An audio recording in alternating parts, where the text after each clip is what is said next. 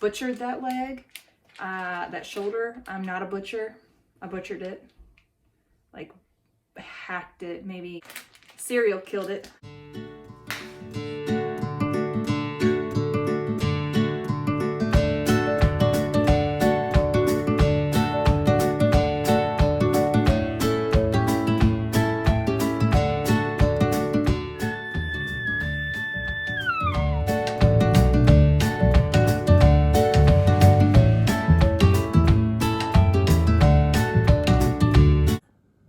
What's up, YouTube? I don't know what all I'm going to include in this vlog, but let's start out with some deer liver and heart processing. So back here I have one of these nifty little food saver contraptions, and this is the Game Saver Outdoorsman, and you can vacuum seal and seal it for your bags. It's pretty awesome. So far, this is what I have done. These little bags have actual labels on them. I've got some deer liver in there, and then I have the deer heart, and these are ready to go into the freezer. I'm still processing the rest of it, but yeah, like I said, I'm not sure what all this week's vlog is gonna have in it, but hey, let's start out with some processing stuff. We are gonna make some deer jerky with a shoulder that we have out in the fridge. We are gonna be marinating it and then smoking it on our Traeger grill. We have never made any kind of jerky before, my husband or I, although we have been hunting for the better part of the last 5 years since we moved to this area. Previously, we lived in England when we first got married, and the first 5 years of our marriage, my son's got a bow back there, so it distracted me. He's practicing his pull on his bow. We lived in England for 5 years, and while there, it wasn't possible for us to hunt. However, we were able to buy game meat from the butcher. So while we were there, we were eating deer, and I'll have to ask him because I'm having pregnant brain right now. I can't remember what kind of deer that was that we used to get there. But a different breed of deer than we have here, and it was very good, and it was nice to be able to access some wild game meat. Actually, they were probably on like high fence farms or something over there, but only certain people are allowed to hunt in England. Only certain people can have guns. They have a lot of crazy laws. Hopefully it doesn't come to that here in the States, because we really enjoy our game meats. My little one's just getting out of the bath back there. So, yeah, I will try to include in this vlog making the deer jerky from the buck that I got last week. Yeah, a week ago today, I got a buck. So we had to cut the shoulder off of the buck because there was a lot of blood shot on it where I shot it. And so we ended up forgetting the shoulder in the refrigerator when we took the rest of the buck to the butcher. So instead of like running all the way back into town with that shoulder, we decided we would just process it ourselves and jerky it out. So first time for us doing that, but I will bring you guys along for that process. Thanks for joining me. Okay, well, I failed again. I did not hit record properly when I did this, but you just hit the vacuum seal button, and this heart was already frozen. This was a heart that was given to us back in September. I froze it in a normal Ziploc bag, if you remember that vlog, and I said, oh, when I get bags, I'm gonna transfer it over to the freezer food saver bags. And so that's what I'm doing now since I have all this stuff out. But you just hit the vacuum seal. It sucks all the air out. And then when it's done sucking all the air out, it puts this nice seal on it. So then we've got, and obviously I cut my bag too big on this because when I did this one, I cut the bag too small and I wasted it, and I had to cut a new bag. So I went overzealous with this bag. Anyways, this is leftover, this is liver from a liver that we were given, a friend gave us, that Aaron hunts with. And then he also gave us the heart to that deer, and we have already eaten most of that liver. And then this is all of the liver from my deer. And the heart from my deer. We got a deer shoulder here. It's been curing. We had it in the refrigerator. I don't really know what to do with it, but we're gonna learn today, aren't we? So this is a deer shoulder that we had to remove from the deer carcass when we were skinning it and getting it ready to be processed by the butcher. We had it hanging in our garage, the whole deer, and we ended up removing this shoulder because this is where I shot through, and there was a whole lot of bloodshot in this shoulder, bloodshot meat that we had to get rid of, meat that was no good and it just needed to be removed. So I brought that into the kitchen, and then once I removed all of the bloodshot, we put it in a fabric case and stuck it back in the refrigerator where we forgot it on the day that we hauled the deer to the butcher. So then it was up to me and my husband to take care of this deer shoulder, and we decided to turn it into jerky. But to get it to that point, we do have to get all the meat off the bone. So that's where I come in, and I have never done this before, so I am learning as I go. I should have watched a YouTube video. There just wasn't enough time for me to learn how to do it, so I'm going to cut the meat off of this bone as best I can. I'm sure there's plenty of you out there who will be critiquing this, but we don't need that. This is my very first time doing this without any instruction. So here we go. We're going to cut off the top hard layer and white bits to get down to the meat, and then I'm going to cut the meat off of the bone and get it ready for jerky.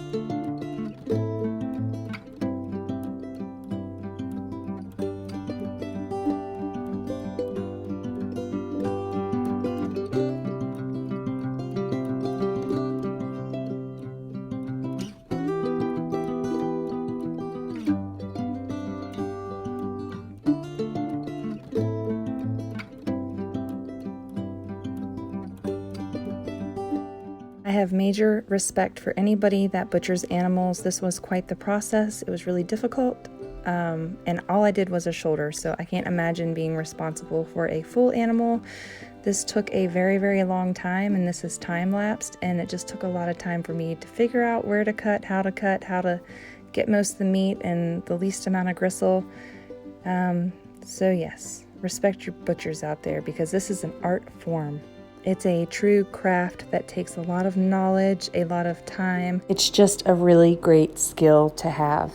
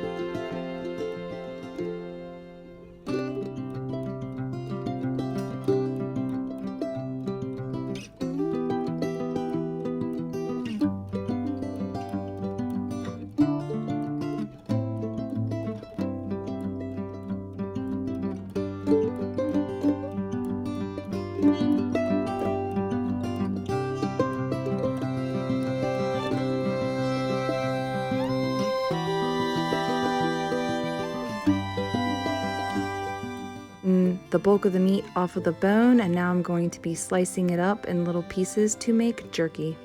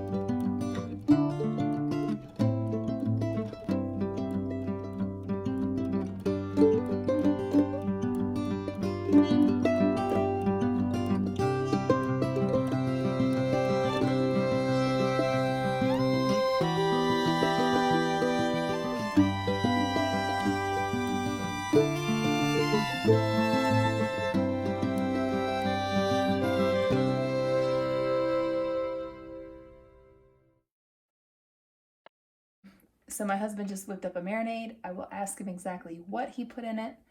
But we're gonna let this sit overnight, and then tomorrow we're gonna throw most of it on the Traeger, and we'll throw part of it on our dehydrator. What else? Tablespoon onion powder. Tablespoon, whole tablespoon? Or teaspoon. Teaspoon per pound or total? For 2 pounds. All right, tablespoon of onion powder. Teaspoon. Teaspoon of onion powder. Let's start over. I can edit this. All right, this is about 2 pounds of meat. It's probably 3 pounds, but everything's coated really well. So we did 8 ounces of Worcestershire sauce, 8 ounces of soy sauce, 2 tablespoons ketchup, teaspoon of garlic salt, teaspoon of garlic powder, and a teaspoon of salt. Then you just throw it in a bag overnight, and then in the morning we'll put it on the Traeger for 6 to 8 hours depending. You want to make sure that you are at 160 degrees with smoke on your Traeger, and tomorrow we'll show you that process. Hopefully we have, it looks like we have a lot of meat, but a lot of the pieces are really small.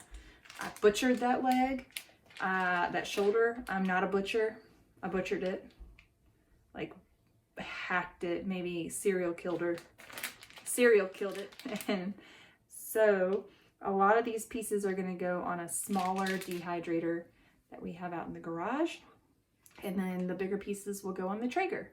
Or maybe we'll put the smaller pieces on parchment paper in the Traeger and see how that works. Anyways, thank you so much for watching. Stay tuned. Okay, so in my haste to homeschool and make jerky and that kind of thing, I did not film traying up the jerky. These are really actually the tiny pieces. And this is on my Nesco food dehydrator. And it cooks it at 160 degrees. I didn't have enough to fill it up, so we have a blank tray. 160 degrees, so I'm just watching it and checking it to make sure that it dehydrates completely. These are really small pieces, so it's not going to take 8 hours. It will take less than 8 hours. Out here we have the Traeger. We have it on smoke. It is at 157 because I opened it a few minutes ago to check. Like I said, these aren't super big, like the recommended size pieces. So this is probably going to cook a little bit quicker. These are bigger than the pieces that were inside, but we traded up, and I'll just keep coming back out here and checking. Like for instance, this little piece is done. I'm going to eat it. It's so good. It's perfect. Here you go. But yeah, once they get a little bit more done, and I'll come out here and pull off some of the pieces that are already done. And then like this piece might be done. I'll pull off some of the done pieces and then keep letting the other ones cook. But this is at 160 and this is for up to 8 hours, but we're not sure. All right, here, you want to try it? Jerky. What do you say? This is Hagen's piece. You gonna give a piece to Hagen? All right, go take a piece into Hagen. Big game blend of pellets for our Traeger. It is amazing flavor. Hickory, red, white oak, natural rosemary flavor. It is so good. Jerky. We basically are just going off of the feel and the texture, and when we break it open, what it looks like on the inside. They recommend 8 hours, but since our pieces are so small and so thin and narrow, that we did about 6 hours for some pieces, 4 hours for some of the smaller pieces. These are what came off the Traeger. This is the smoked. Only issue I've really noticed is it has just a little bit of like the dust, which you can blow most of it off.